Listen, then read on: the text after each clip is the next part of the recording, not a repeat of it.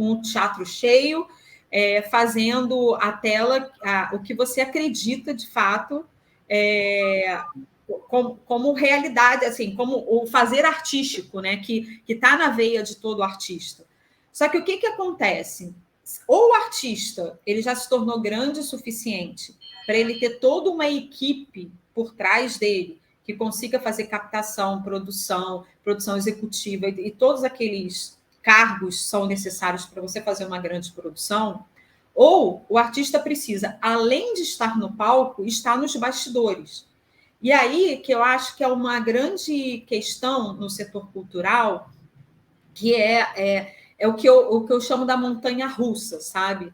É o momento em que você está assim, você criou um espetáculo, conseguiu vender esse espetáculo para uma empresa, show. Aí você entra no modo execução. Aí você acabou o seu modo captação, e aí agora você está no seu modo execução. Aí você vai, se empolga, vai para o teatro e tal, faz a sua temporada ali com base no que você captou, que pode ser a temporada de um dia, pode ser a temporada de um mês. Geralmente não passa muito de um mês, porque a gente não consegue captar milhões, mas bora lá. E aí o que acontece? Acabou aquela temporada, você entra num vale. Por quê? Porque você entrou na captação, aí você se dedicou à execução, mas você não deixou ninguém captando para, assim que essa temporada acabar, recomeçar uma outra temporada. Então, a gente precisa pensar, né? E eu acho assim, é interessante você ver até o posicionamento dos grandes artistas.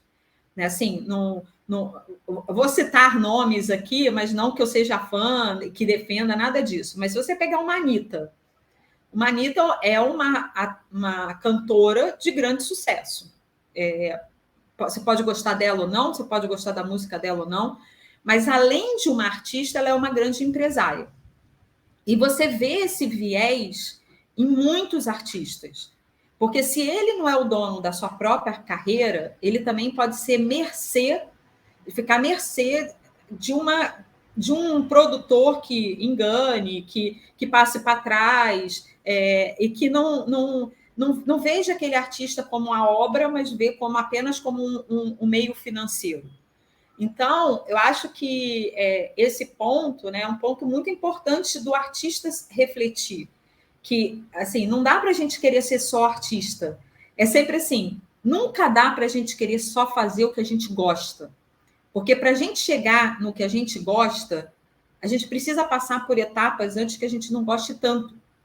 E eu acho que o artista ele precisa ter essa formação, que é essa formação que vai também permitir que ele empreenda, ele seja o empreendedor da sua própria carreira. E ele conseguir juntar ao lado dele um grupo de pessoas que, de fato, vão fazer com que a carreira dele decole. Que é isso, enquanto eu estou lá no palco, tem que ter alguém acendendo a luz. Da mesma forma que tem que ter alguém captando.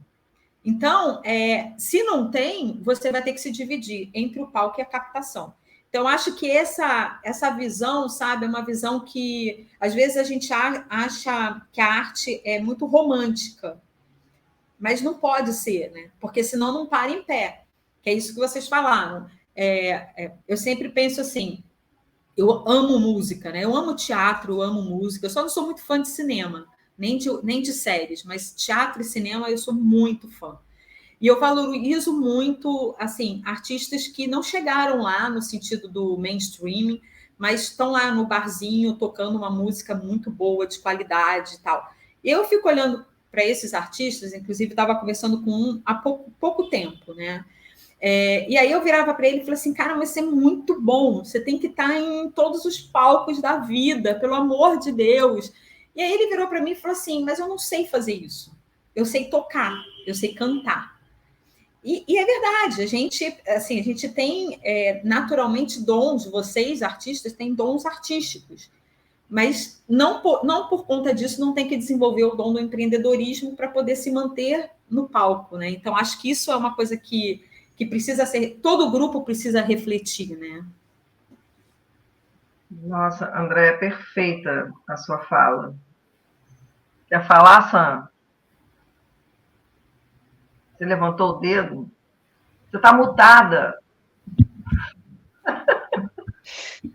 Pronto. É porque a Pri que me mutou, não estava conseguindo desmutar. Então, eu acho, concordo com tudo isso que você falou, e acho que tem mais uma outra coisa também. Tá mutada, Sam. Mutou de novo. Mutou de novo. Ele é um telefone com vida própria. Isso, assim. Ele tem vida própria. Ele tem vida própria. Acho que agora vai.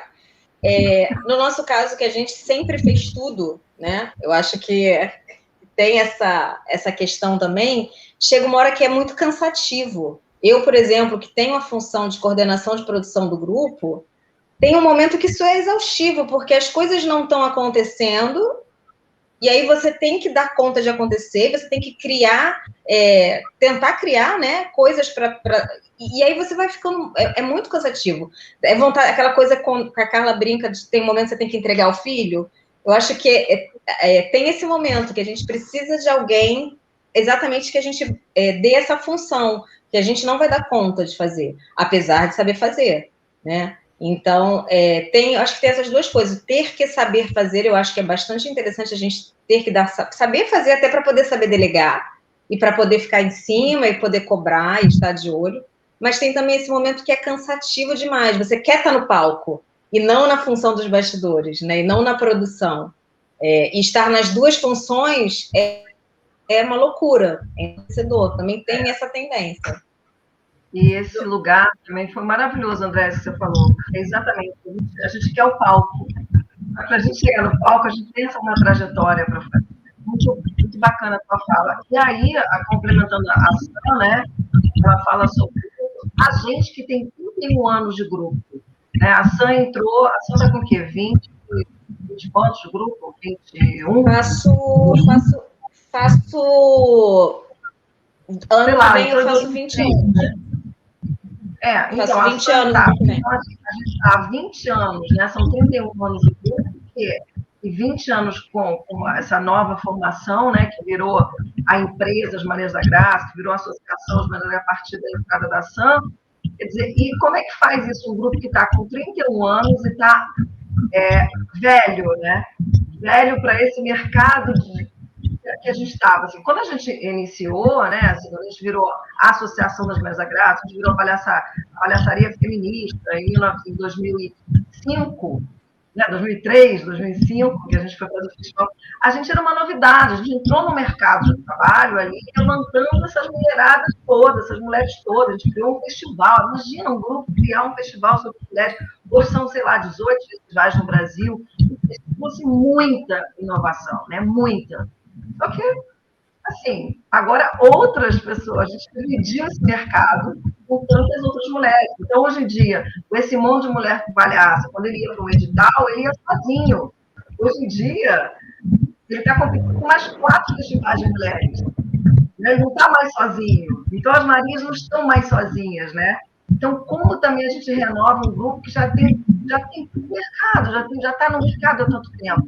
Como que a gente se renova? E as jovens, são dois momentos aqui que a gente tem, né? 2 grupos. Tem aqueles grupos que estão começando e estão aí, né, nos sonhos, né? E tem a gente que já passou por tanta coisa, que fala, gente, como é que a gente sonha ainda, né? Como é que a gente vai fazer isso? Como é que a gente vai sobreviver? Como é que a gente vai trabalhar com tanta gente fazendo a mesma coisa que a gente faz, né? Sim. Eu acho que você trouxe um ponto muito importante. Eu acho que aqui tem 2 questões, né? Acho que tem uma questão de você se manter inovadora. Acho que esse é um desafio de todo mundo, não é um desafio só das Marias, é um desafio aqui na Ethos, e é um desafio até das grandes empresas que têm milhões, né? Se você pensar, assim, a gente está aqui na frente de um computador ou de um celular, mas esse computador, se você olhar para a própria Microsoft, quando eu trabalhei na Microsoft, a Microsoft era a maior empresa de computador do mundo. Hoje, ela já não é mais a maior, porque a Google trouxe mais inovação, a Apple já trouxe outras inovações em outras áreas. Então, como que você consegue ficar o tempo inteiro inovando? Essa é uma...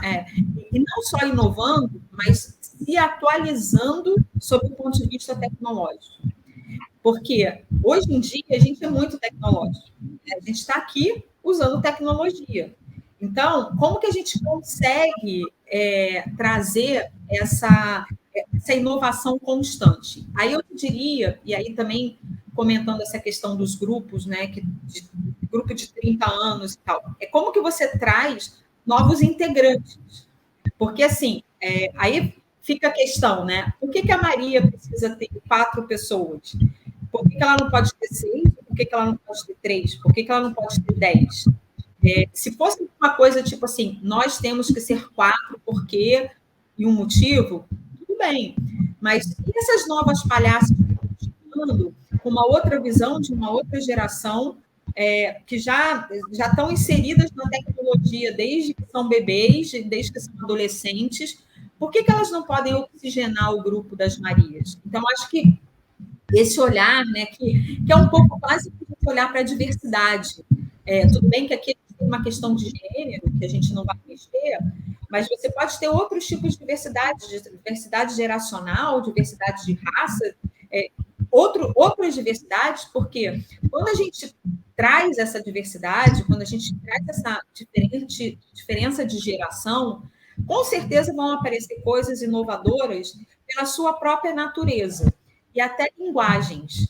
Então, a gente começa a perceber gírias, formas de falar, formas de se relacionar, que na nossa geração não tinha. Então, como que a gente traz isso, inclusive, para dentro do espetáculo? Então, aqui na Eclos, a gente costuma fazer uma reunião uma vez por ano, que é o que a gente chama do planejamento estratégico. Então, a gente já percebeu que não dá para a gente fazer só a gente. A gente tem que convidar pessoas de fora, que têm uma outra visão, que estão tendo experiência com outras coisas, para trazerem conteúdo para a gente e questionamentos. Então, no último planejamento que a gente fez, a gente convidou a Carla Duprá, que é uma pessoa da área de responsabilidade, que trabalha com muitos anos, super antenada, super estratégica. E aí eu virei para ela e falei assim, Carla, a gente queria exponencializar um pouco mais o nosso conhecimento. A gente tem conhecimento adquirido que assim, se a gente for só dando os nossos cursos, fazendo aceleração, a gente não vai conseguir ajudar tanta gente. Aí ela virou e falou assim, acabei de sair de uma live sobre inteligência artificial. Por que vocês não tentam fazer alguma coisa usando inteligência artificial? Daí a gente passou um ano estudando inteligência artificial e lançamos a guia, que tem uma robô chamada Kiara, que a ideia é que ela ajude todo mundo. Então, se você agora entrar aí, guiasocial.org, você vai falar com a Kiara, que é uma robô, e você vai tirar essas dúvidas que a gente está falando aqui. Como eu crio um planejamento estratégico para o meu grupo de teatro, o meu grupo de palhaças? E a Kiara, que é a robô, vai te responder. Se a Kiara não responder, vocês... aí a gente, que está aqui, os humanos, vamos ensinar a robô, que, por sua vez, vai te dar a resposta. Então, por que a gente conseguiu trazer a inteligência artificial para dentro dos processos da época? Justamente porque a gente consegue olhar para os nossos processos, trazer gente de fora com outro olhar, com outra visão, que dá insights. Então, eu acho que esse processo de renovação, tanto de integrantes, quanto de olhares, de repertório, de roteiro, é muito importante para que a gente não fique com aquele olhar, até para a gente mesmo que é gestora, a gente beber de outras fontes. Isso dá um up, sabe? Dá um ânimo. Falar nisso, e falar em up, o pessoal que estiver assistindo pelo Instagram do Festival Up está dando um problema no aplicativo que a gente está transmitindo no Instagram. Então, se vocês quiserem migrar para o YouTube das Marias, vocês vão ter uma experiência melhor, porque a gente tem pessoas que estão no Instagram do Festival Up, mas o aplicativo está dando problema na tela. Então, migrem para o YouTube para vocês terem uma experiência melhor. Mas depois do recadinho aqui, eu acho que esse é um ponto, sabe? E depois, acho que você trouxe uma outra questão que também vale a gente refletir, que é para quem que a gente faz a arte. Isso acho que é uma outra reflexão, do seu ponto de vista assim, do artista, que é muito importante. Porque assim, eu sempre ouço alguns artistas falando assim, mas eu quero fazer. Uma vez eu estava numa reunião com o Ivan Lins, e o Ivan Lins virou para mim e falou assim: eu faço show, mas, cara, eu não consigo tocar uma música nova, porque todo mundo só quer ouvir as minhas músicas antigas. E eu quero tocar a minha criação nova, a minha música nova. Eu não quero ficar tocando as mesmas músicas sempre. Mas aí a pergunta é: o que você está apresentando para quem e onde? Eu, por exemplo, sou apaixonada por música. Quando eu vou a um show de um artista e tem alguma música nova, eu fico ouvindo muito a música para decorar, porque eu gosto de ir no show e cantar. Eu não gosto de ir no show só para assistir. Então, se eu for no show só para assistir o artista precisa me oferecer alguma coisa adicional. Pode ser um audiovisual, pode ser alguma outra coisa. Mas só a música nova dele que eu ver pela primeira vez aqui no show, eu não sou a plateia para esse artista. Eu sou a plateia que quer ir cantar, que vai cantar o que vai curtir. Então, eu acho que a gente tem que olhar muito para o público. Para quem a gente quer apresentar a nossa arte. E aí, Samantha, uma coisa que você falou que eu fiquei aqui na minha cabeça se não está dando certo, a gente tem que se perguntar por que não está dando certo. E aí, não é que você tenha que ir para o sertanejo, XYZ, ou para o funk, pop, não sei das quantas, porque são isso que vem. Não, você pode ter o seu nicho. E não tem nenhum problema. Mas se nem um nicho você tem, o que está acontecendo? Será que a produção que você acha que é melhor, é isso, né? Quando a gente produz qualquer coisa, a gente acha que aquilo é a melhor coisa do mundo. Mas é melhor para quem? É melhor para a gente ou é melhor para o público?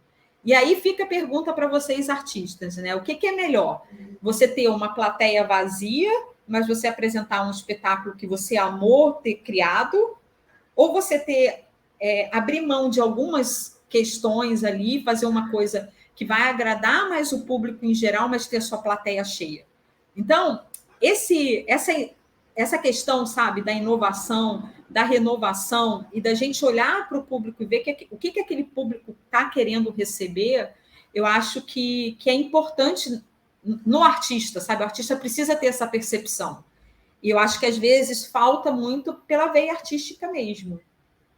Isso é muito interessante, André, que você está falando, assim, porque no caso das Marias, né, a gente tem um trabalho muito de dramaturgia autoral, por exemplo, né? O que eu quero falar que idade de mulheres, né? A gente quer um grupo feminista que fala para mulheres, enfim, né? E que eu tenho? Eu hoje, uma mulher de 54 anos, na menopausa, o que a minha vida ou o que eu faço interessa para uma jovem, né, que eu tô, se for ver as Marias da Graça, é muito interessante você estar falando, que está me fazendo bugar aqui um monte de coisa, entendeu? Eu estou fritando com a minha cabeça. Porque, assim, eu lembro que uma das coisas que a gente fez, que foi muito bacana, um acerto de inovação, foi trazer a Ana Borges para as Marias. Ali eu acho que foi, assim, um match, né? Ali foi uma flechada no alvo, porque a Ana trouxe para a gente a parte da instituição, né, que ela trabalhou muitos anos no corporativo, ela trouxe esse lugar, ela trouxe uma fala técnica que a gente não tinha, e por a gente não ter essa fala técnica, a gente não conseguia chegar nos patrocínios, por exemplo, porque ela tem isso, porque ela trabalhou no corporativo, então ela fala a mesma língua. Então, assim, foi muito interessante, foi uma flechada, assim. Mas hoje, agora, o que artisticamente, assim, uma coisa para a gente pensar mesmo enquanto Marias, né? O que artisticamente eu tenho para falar para as jovens, né? Hoje, eu que dirijo tantas jovens também, e elas falam coisas que elas querem falar. Mas, por exemplo, né? O que eu falaria hoje? Como seria um espetáculo hoje das Marias, né? Sobre o que a gente falaria, enfim. E aí, bacana, eu acho que a reflexão, às vezes, é assim, é mais do que você gostaria de falar, mas o que você gostaria de falar que as pessoas gostariam de ouvir.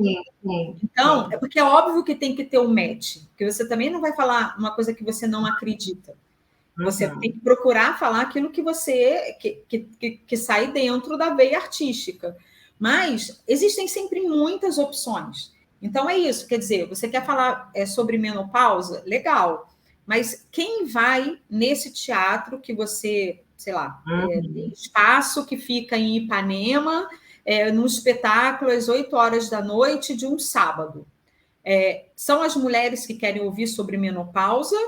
Ou são, sei lá, jovens que queiram falar sobre feminismo porque estão com a questão de abuso das mulheres na veia e querem ver alguém falando sobre isso de uma forma diferente, que é uma forma divertida, fazendo todo o questionamento que vocês fazem também das Marias. Então, se você pode optar e você tem uma temática que vai ser muito mais aderente ao público daquele local, naquele horário, ou então você vai fazer um espetáculo, sei lá, domingo, 4 horas da tarde, não que as mulheres na menopausa não saem no sábado à noite, mas estou dando um exemplo até que não é tão bom, né?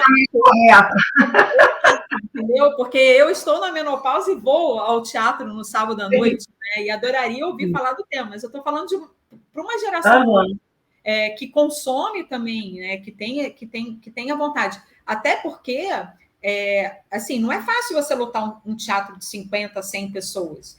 Então, se você fizer uma coisa muito focada para o nicho do nicho, porque a pessoa, no caso das Marias, ela precisa gostar de um certo humor focado numa palhaçaria com uma temática feminina.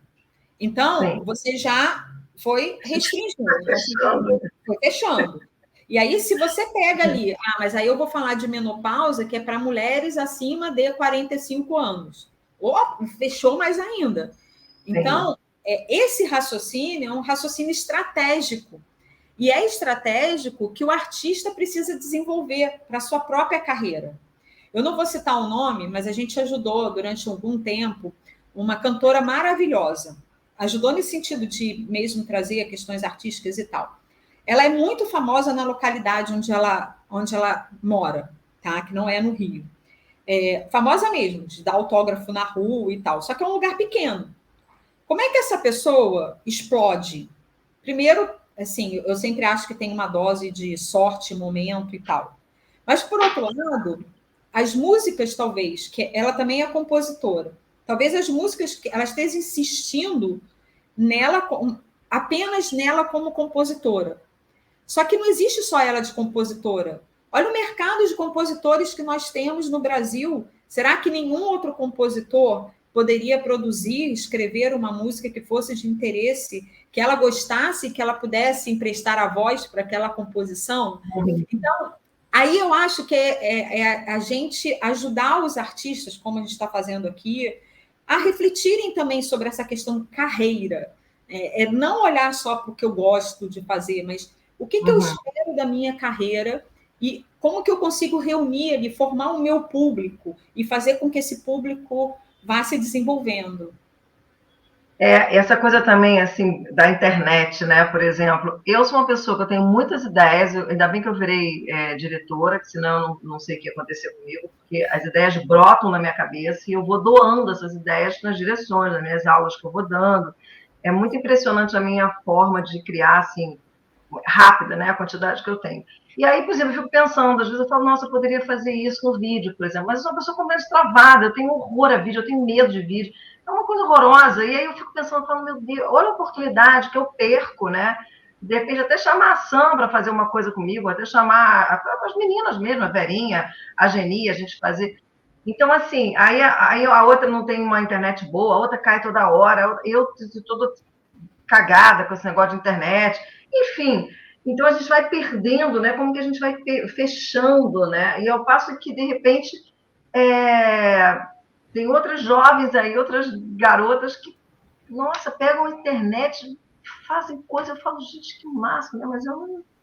Então, mas aí é que tá. E por que não ter essa jovem no grupo das Marias, que vai ser talvez a que vai puxar vocês para as plataformas digitais.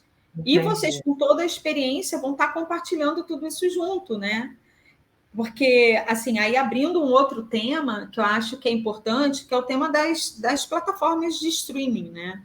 Então, assim, eu acho que se você parar para pensar, o jovem e a nova geração é uma geração totalmente desconectada, né? Assim, eu vejo a TV aberta hoje, que talvez fosse o sonho de muita gente, né? De artistas como vocês, vamos estar lá na telinha da emissora, seja ela qual for, porque vai ganhar bem, vai ganhar visibilidade nacional. Isso já era. Se você conversar com jovens, você falar assim, o que vocês assistem? Eles assistem YouTube e as plataformas de streaming, Netflix, Amazon Prime e etc. Consomem redes sociais e vídeos curtos. Então, se você pensar, as próprias séries, elas são feitas em capítulos, justamente porque as novelas muito longas não falam a linguagem do jovem também. Então, eu preciso ter, num episódio de uma série, um início, meio e fim, que termina ali. Aí, se a pessoa quiser, ela assiste outro. Aí, vamos pelas temporadas. Amei a primeira temporada, eu vou para a segunda temporada. Por quê? Porque já é uma adaptação do que a TV aberta e o rádio lá atrás vem para a TV aberta, que vem agora para as plataformas de streaming. Agora, adianta você sair produzindo loucamente conteúdo para o streaming? Não adianta, porque você precisa fazer até... semana passada, eu estava assistindo uma live do Felipe Tauil. Felipe Tauil é um produtor musical e tal, e ele estava falando... Ele agora é diretor de um teatro aqui em Niterói, e ele estava falando justamente isso, que às vezes batem lá no teatro, o teatro acho que tem 500 lugares, se eu não me engano. E aí chega um artista e fala assim, eu quero vir aqui fazer um show. Daí ele falou assim, tá, mas você tem público para lotar um teatro de 500 lugares? Não tenho, mas eu vou fazer divulgação, aquele papo nosso de sempre, né? A gente vai conseguir botar 10 pessoas ali e tá tudo bem. E aí ele fala assim, então olha só, você não quer primeiro investir em você ir para um lugar menor, você construir o seu público, você começar a conquistar um público de internet que vai querer te ver no presencial, para você formar o seu público, aquela velha história que a gente ficava falando de formação de plateia, que mais do que nunca é importante. Eu preciso formar a minha plateia no virtual e no presencial para eu conseguir ter público para encher o meu espetáculo, além de conseguir o patrocínio. Quer dizer, a vida do artista não é nada fácil. Mas não estar nas redes sociais te traz um anonimato. Então, produzir um monte de coisa? Não.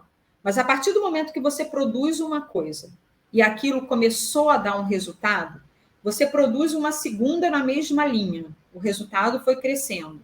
Você começa a ver um caminho de produção que pode dar certo.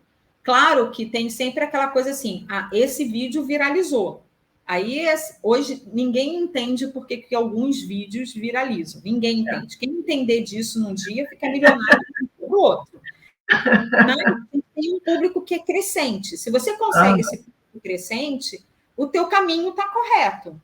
Agora, se você começa a publicar, aí você viu que a sua família curtiu o primeiro, beleza. O segundo, a tua família já não curtiu, você tem que mudar o caminho, muda de rota, muda de roteiro, muda de forma de fazer.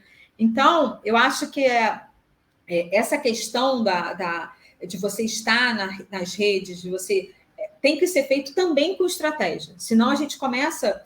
Isso que você falou, eu não tenho jeito. Eu também não gosto de vídeo. Para gravar um vídeo para as redes sociais da Ecos, o pessoal tem que ficar me perturbando muito. Também. Para eu estar aqui numa live, eu estou aqui porque são as Marias, não é qualquer pessoa que me convence a estar aqui. Mas eu acho que é muito isso, sabe? É como que a gente vai perdendo o medo, que não é da nossa geração. Então, é como a gente vai perdendo o medo de pegar um celular aqui na cara dura e gravar sem uma grande produção. E aquilo ali mesmo que eu estou gravando já vai para o ar. E você vai se acostumando a fazer aquilo e vai achando o caminho. Isso é importante. Acho que todo artista deveria pensar que eu preciso ter uma carreira no virtual, assim como eu tenho que ter uma carreira no presencial. É o modelo híbrido que está na moda, que é isso. Acho que o mundo, a partir de agora, é um mundo híbrido. Né? Eu estou muito ferrada, gente. Eu vou sair dessa live deprimida. Fiz a live, eu vou sair deprimida daqui, gente.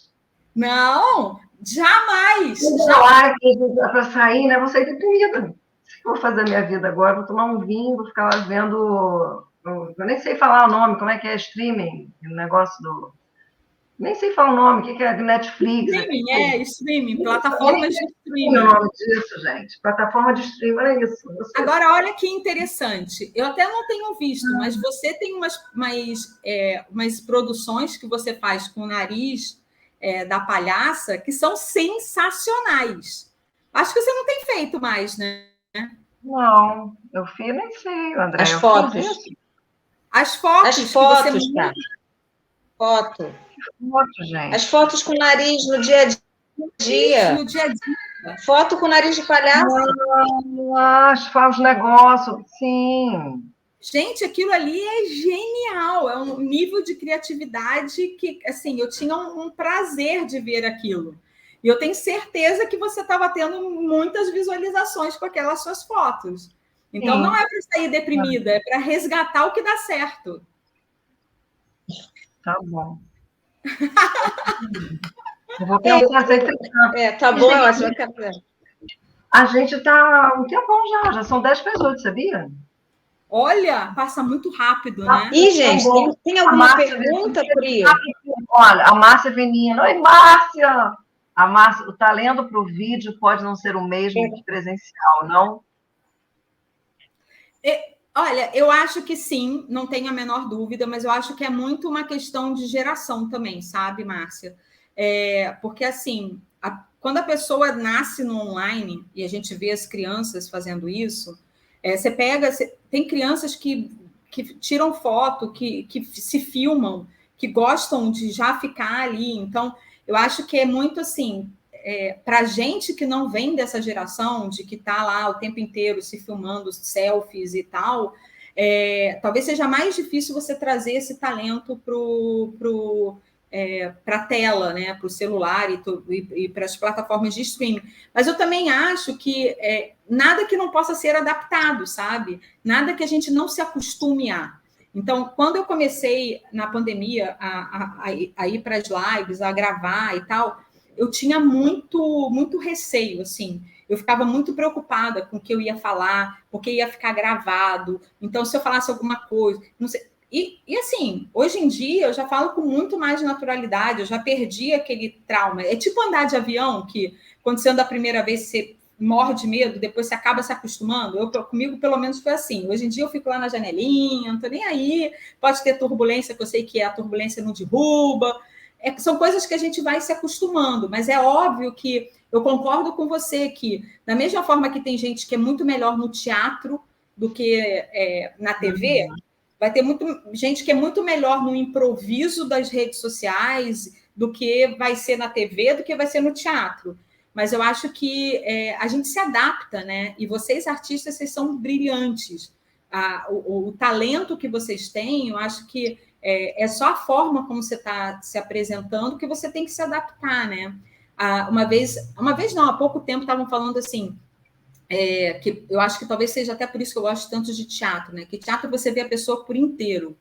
Na televisão, quando você vê qualquer coisa, você vê a pessoa da cintura para cima. Dificilmente você vê cenas de pessoas inteiras, né? Geralmente as pessoas estão de cintura para cima. Então você tem que ter muito mais expressão da cintura para cima. Agora, se você vai para o teatro, é o teu corpo inteiro ali falando. Então, eu acho que essa adaptação também do virtual é você se acostumar da cintura para cima.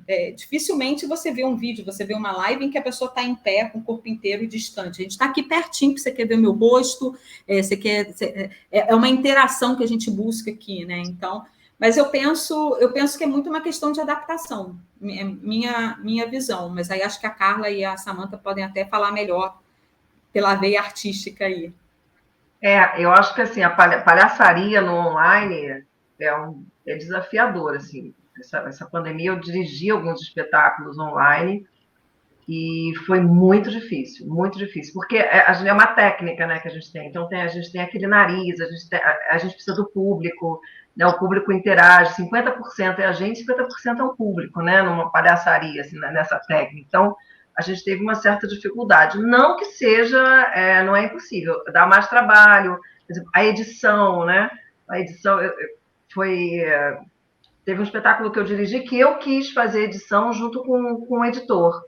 E ele falou assim, mas eu não estou acostumada a trabalhar assim, eu não trabalho com... você vai me entregar o trabalho, né, da direção e eu vou fazer a edição, eu vou te entregar pronto. Eu falei, sim, mas a palhaçaria ela trabalha no erro. O editor, ele trabalha na limpeza. Então, você vai querer cortar coisas que na palhaçaria é onde está o riso, mas não deu outra. Quando aí eu fui fazer, foram 6 horas de edição. Era eu, a palhaça e o editor. Ele foi um querido, ele foi um amor. E foram 6 horas trabalhando com ele. E aí ele cortava justamente aquilo. Quando ela ia botar a mão ali, a bolsa caía. Aí ele, não, então cortou a bolsa. Eu falei, não, mas é a bolsa caindo que é bom. A palhaçaria trabalha assim. Ele falou, mas como a bolsa caindo? Eu tenho que tirar a bolsa.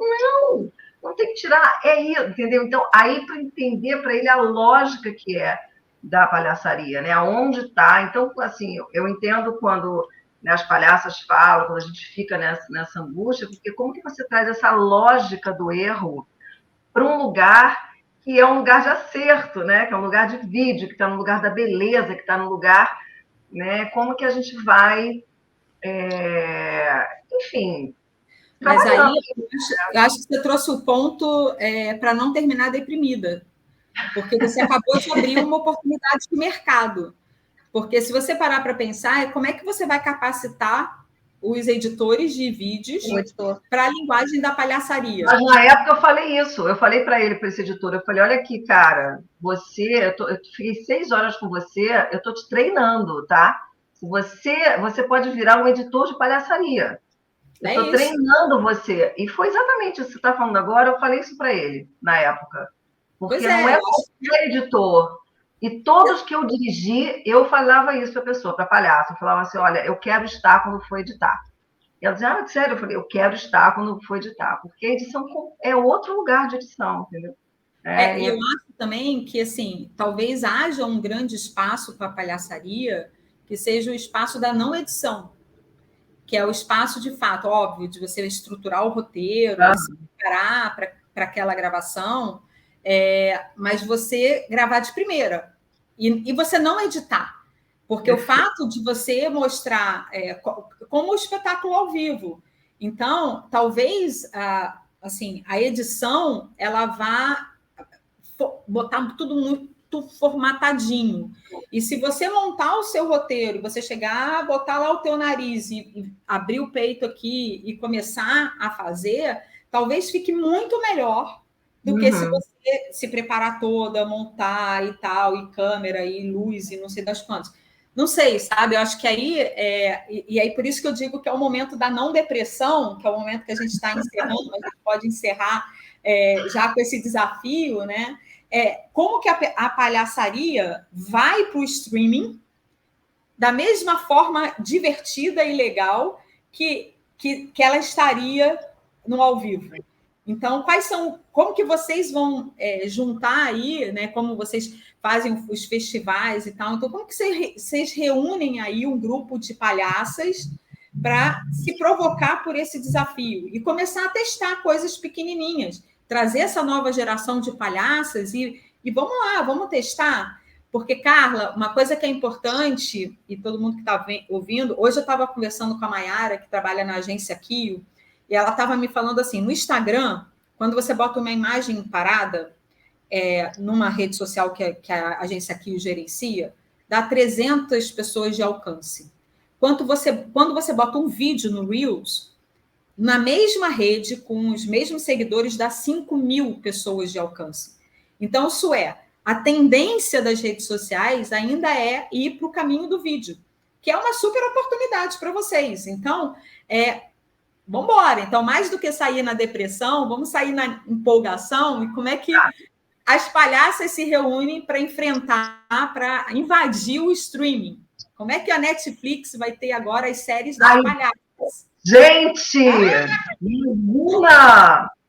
Que maravilha, gente. Vamos se organizar para isso. Vamos. Isso aí, bora lá. Uau, nossa, fiquei toda arrepiada. A Noêmia falando. Gente, Eu tenho, então, assim, borbulha, explode. E eu acho que a gente fez, de certa forma, a gente está com pouquinho tempo, né? Mas a gente fez, de certa forma, isso no nosso canal, no YouTube, dessa forma. Quando a gente gravava direto, sem interrupção, funcionava. Quando a gente era interrompida para pegar para pegar de outro ângulo, para pegar não sei o que, a coisa não fluía.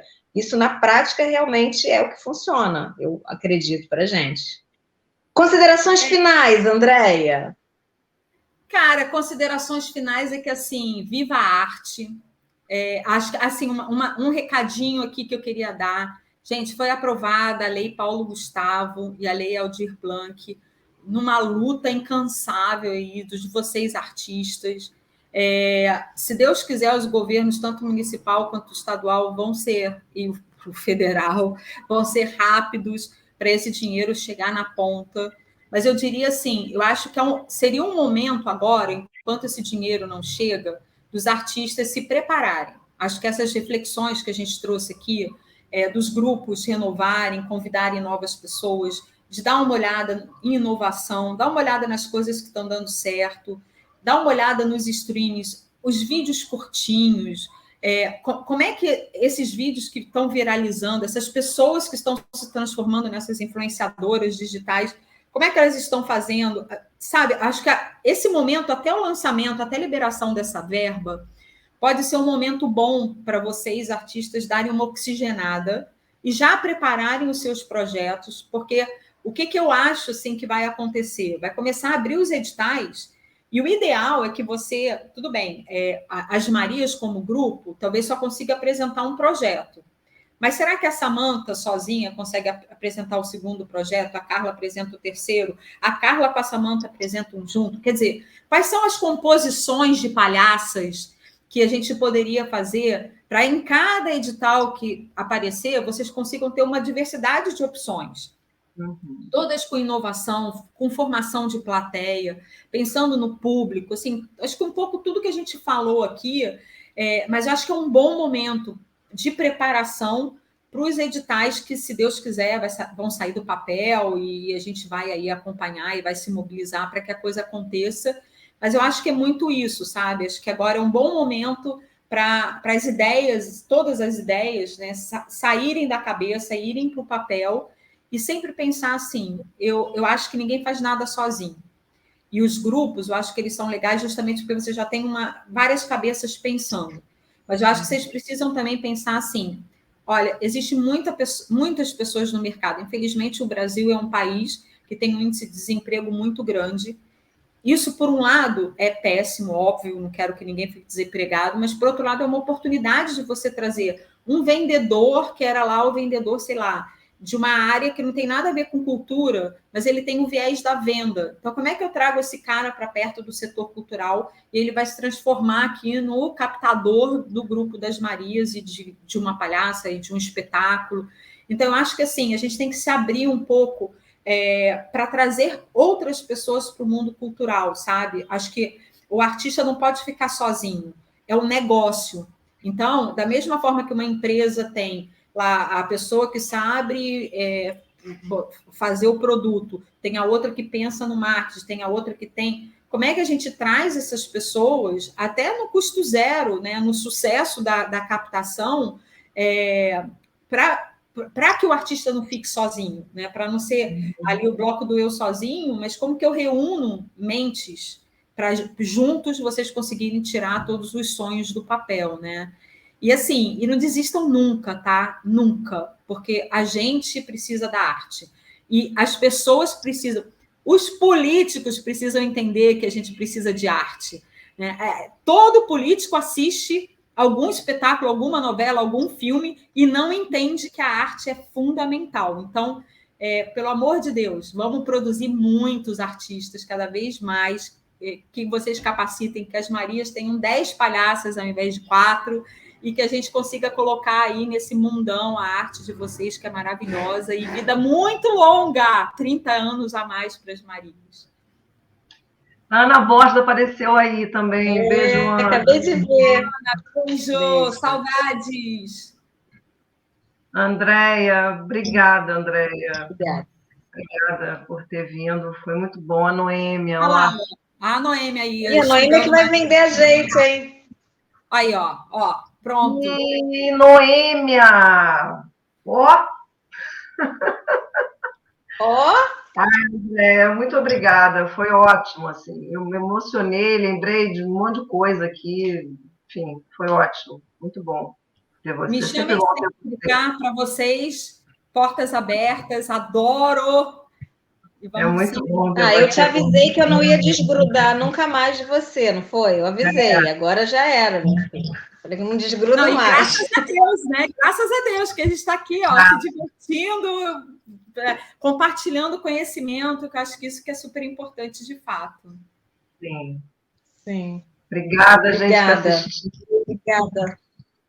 Obrigada, Priscila, que está nos bastidores dos bastidores. Isso.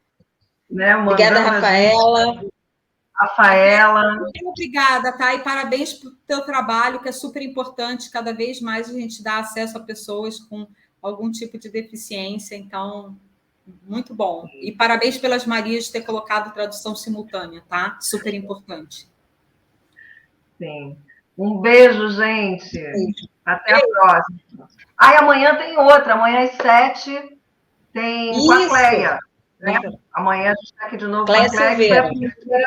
Cleia Silveira, que foi a primeira que nos acelerou a primeira vez. A gente já foi 2 vezes acelerada, né? Bora acelerar a terceira. Exatamente. Então, a gente... E tem o recado também de quem... Essa live vai ficar gravada, mas quem quiser... Como é que é, hein? Eu não sei nunca essa parte de... Como é que faz? Quem quiser... Como é que é? Acesso aos canais das Marias, que vai estar gravadinho lá. Isso. E aí, basta fazer um Pix para as Marias a partir de R$10 e a gente libera para assistir, enfim. Libera para assistir, né? E ajuda o grupo, e ajuda a arte. Vamos que vamos. Um beijo, gente. Beijo, obrigada, meninas. Beijo. Obrigada.